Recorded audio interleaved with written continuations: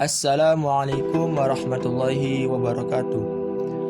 Nama saya Muhammad Ibrahim, NIM 20083040002. Jurusan Ilmu Al-Quran dan Tafsir semester 2A. Dosen pengampu Bapak Faridho Fuad, MPD. Sumber historis, sosiologi, dan politik tentang konstitusi dalam kehidupan berbangsa dan bernegara. Historis konstitusi. Sejarah konstitusi. Sebenarnya, konstitusi atau constitution berbeda dengan undang-undang dasar, dikarenakan suatu kekhilafan dalam pandangan orang mengenai konstitusi pada negara-negara modern, sehingga pengertian konstitusi itu kemudian disamakan dengan undang-undang dasar. Kekhilafan ini disebabkan oleh pengaruh paham kodifikasi yang menghendaki agar semua peraturan hukum ditulis demi mencapai kesatuan hukum, kesederhanaan hukum, dan kepastian hukum.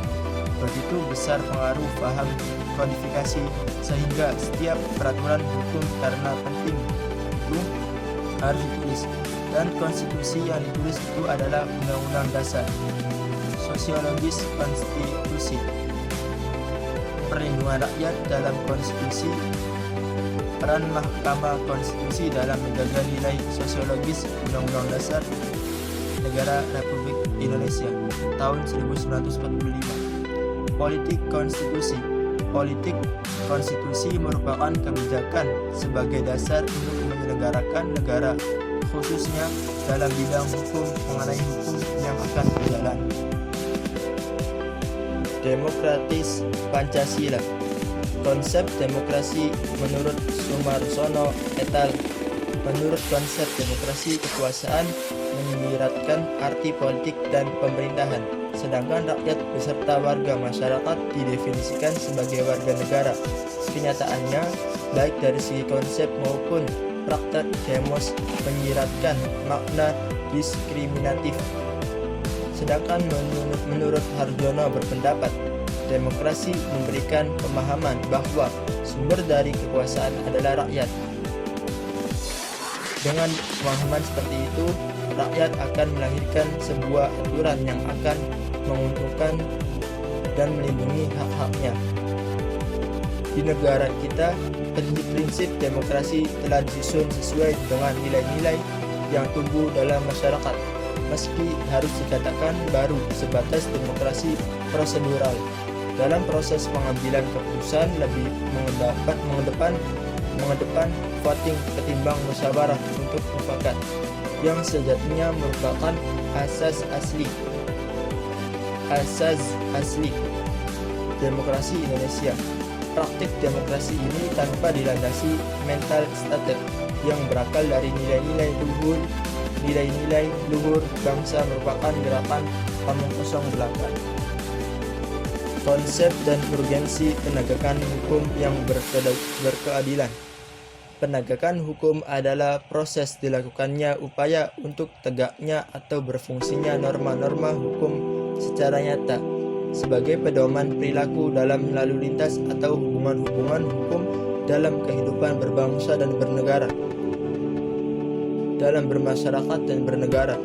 Ditinjau dari sudut subjeknya, penegakan hukum itu dapat dilakukan oleh subjek yang luas dan dapat pula diartikan sebagai upaya penegakan hukum oleh subjek dalam arti yang terbatas atau sempit.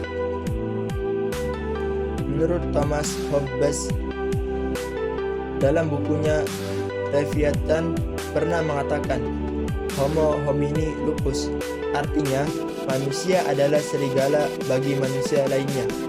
Manusia memiliki keinginan dan nafsu yang berbeda-beda antara manusia yang satu dan yang lainnya. Nafsu yang dimiliki manusia adalah yang baik. Ada nafsu yang tidak baik. Inilah salah satu argumen mengapa aturan hukum diperlukan. Kondisi yang kedua tampaknya bukan hal yang tidak mungkin bila semua masyarakat tidak memerlukan aturan hukum. Namun,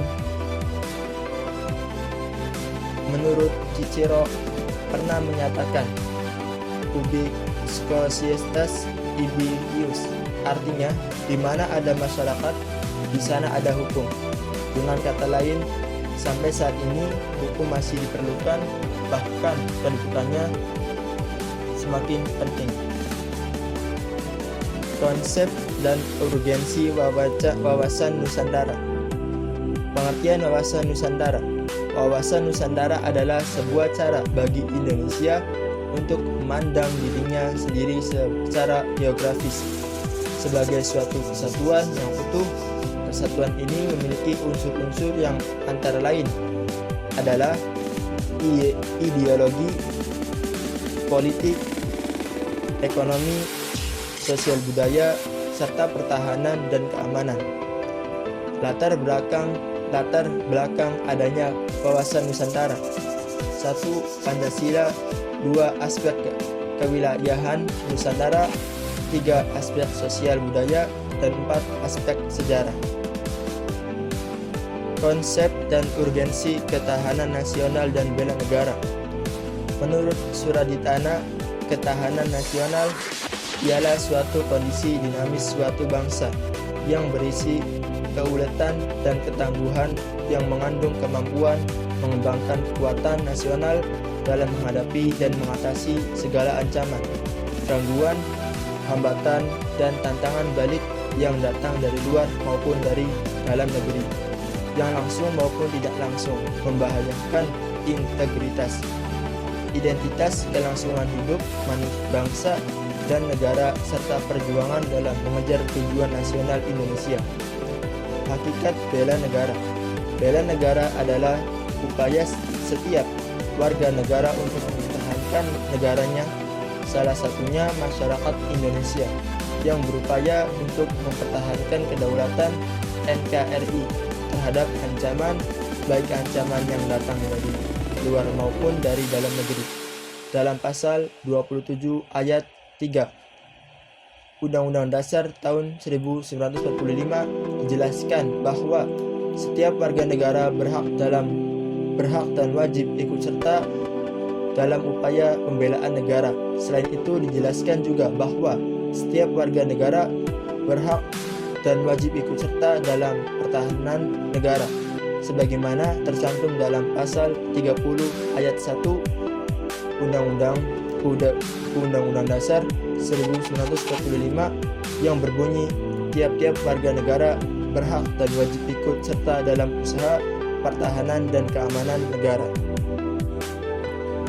Mengetahui kelebihan bangsa Indonesia yang sesuai dengan wawasan Nusantara untuk mewujudkan ketahanan nasional. Pengertian ketahanan nasional.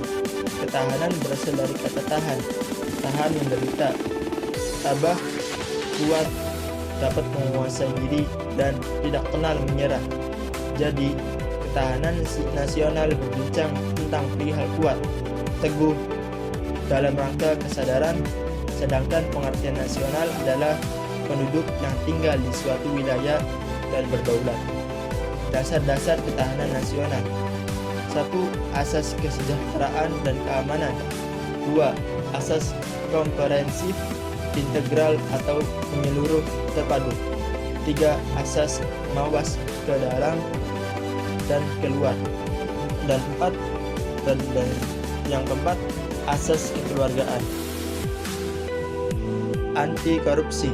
Pengertian korupsi, istilah korupsi yang telah diterima dalam perbendaharaan kata bahasa Indonesia adalah kejahatan, kebusukan, dapat disuap, tidak bermoral, kebejatan, dan ketidakjujuran. Pengertian lainnya, perbuatan yang buruk seperti penggelapan uang, penerimaan uang sogok, dan sebagainya. Penyebab korupsi. Korupsi di tanah negeri ibarat warisan haram. Tanpa surat wasiat, dia tetap lestari sekalipun diharamkan oleh aturan hukum yang berlaku dalam tiap orde yang datang silih berganti. Prinsip-prinsip anti korupsi adalah 1. Akuntabilitas adalah kesesuaian antara aturan dan pelaksanaan kerja. 2. Transparansi, di semua proses kebijakan dilakukan secara terbuka sehingga segala bentuk penyimpangan dapat diketahui oleh publik. Dan yang ketiga, kewajaran untuk mencegah terjadinya manipulasi atau ketidakwajaran dalam penganggaran baik dalam bentuk markup dan lain-lain. Sekian dan terima kasih, kurang lebihnya mohon maaf. Semoga bermanfaat. Wassalamualaikum warahmatullahi wabarakatuh.